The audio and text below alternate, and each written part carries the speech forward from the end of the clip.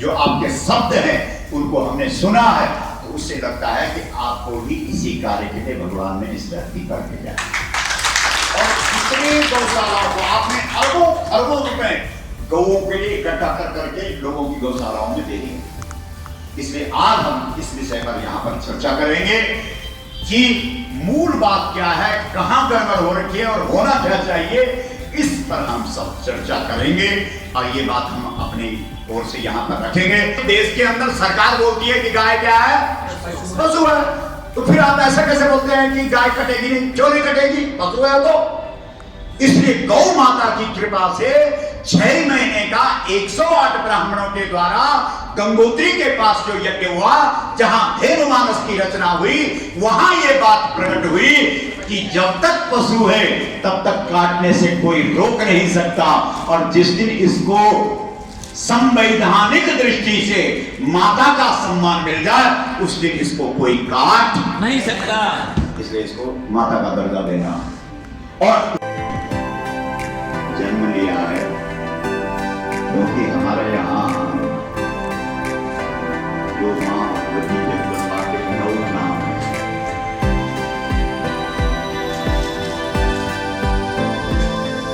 उसमें महान जो शब्द है वो गौ ने दिया है। बोलो गौरीति, बोलो साखी गौ ईसा। जब ईश्वर बनकर के गाय गवाही देगी तभी तुम्हारा हनुमान चालीसा का पाठ सिद्ध होगा। बोलो बहुत ही अभिभूत है कि हमारा एक रत्न, एक हीरा, एक मणि जो राजस्थान की पावन धरा पर पैदा हुआ और जिसकी एक इशारे पर करोड़ों लोग प्राणपण से खड़े हो जाते हैं, वो ओम जी मुंडेर हमारे बीच में आ जाए। कहता हूं कि जितने आदमी चाहिए दिल्ली के बराबर तोड़ देंगे, दिल्ली के बराबर तोड़ देंगे। भगवान कही से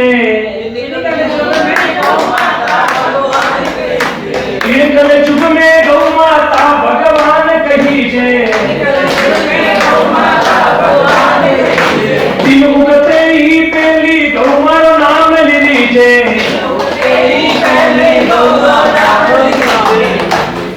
अरे गौ माता की सेवा करो ना होए नावड़ी पार, गौ माता की सेवा करो ना होए नावड़ी पार, ये जी गौ माता को दान दियोड़ो नहीं जावे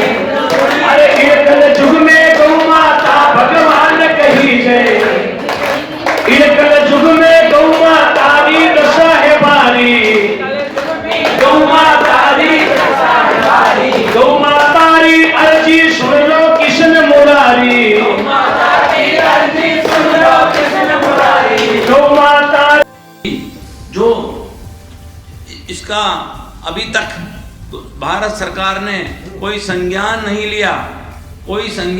लिया और इतने हमारे संत महात्मा जो पूरे देश के अंदर में इतनी कथाएं भागवत इतने सालों से करते आ रहे हैं, जो अपने आप को गौ माता का भक्त मानते हैं, जो अपने आप को धर्म सनातनी मानते हैं, उसके बावजूद भी गौ माता को राष्ट्र माता कहने का साहस नहीं करते।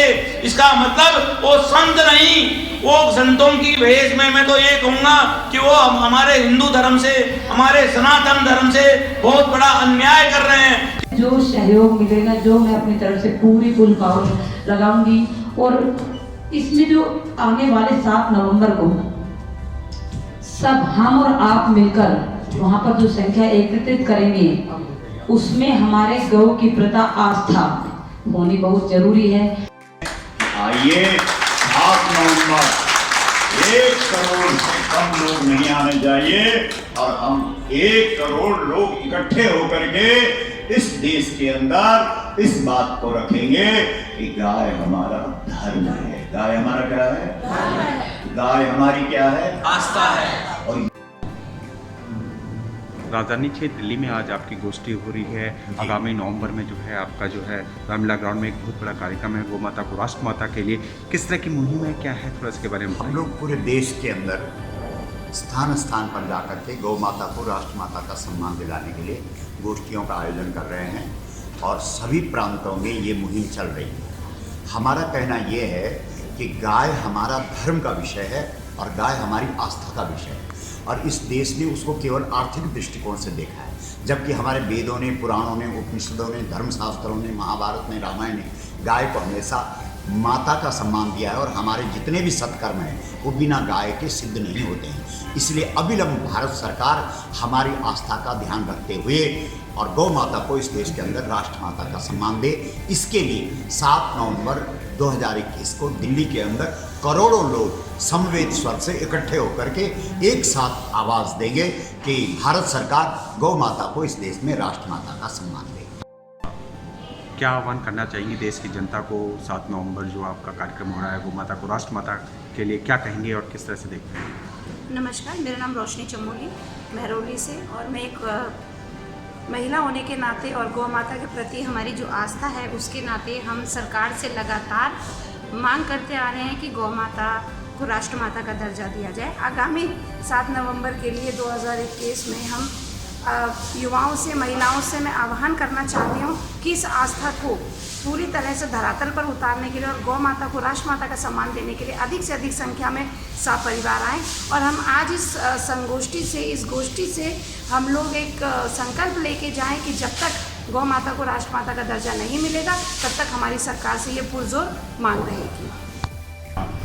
सर, जिस तरह से पूरे देश में आह्वान किया जा रहा है गौ माता को राष्ट्र माता बनाने के लिए, आप भी यहाँ पे पहुँचे हुए हैं दिल्ली राजधानी में। आगामी नवंबर में आपका कार्यक्रम है, किस तरह से देखते हो, क्या लगता है इस बार सरकारें सुनेंगी? देखिए, मेरा नाम ताराचंद कोठारी है, मैं राजस्थान प्रदेश अध्यक्ष हूँ पिछले 5 साल से।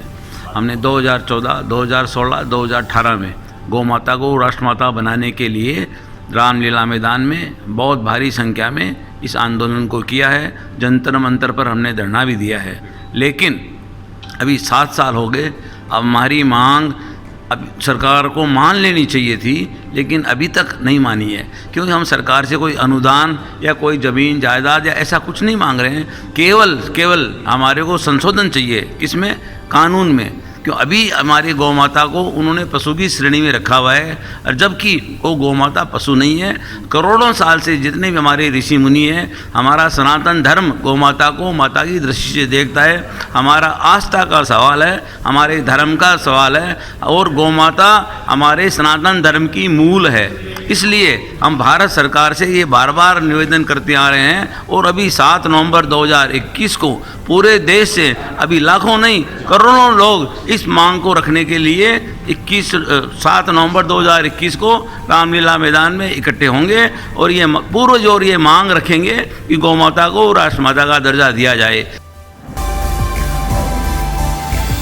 बोलो, अरे जैसी शिक्षा वैसी बोलो, इसमें हर बच्चे को इस देश में क्या मिलना चाहिए? गाय का दूध, और गाय का दूध ऐसी घुट्टी है जो माएगा लाल पीलेगा। रसकान की माँ ने गलती से शायद पिला दिया होगा। वो वृंदावन की गलियों में बोला अगली बार मेरे को नंद की ही गाय बनाना। बोलो गौ माता की। गौ माता की सेवा की ओरी नहीं जावे बेकार कबो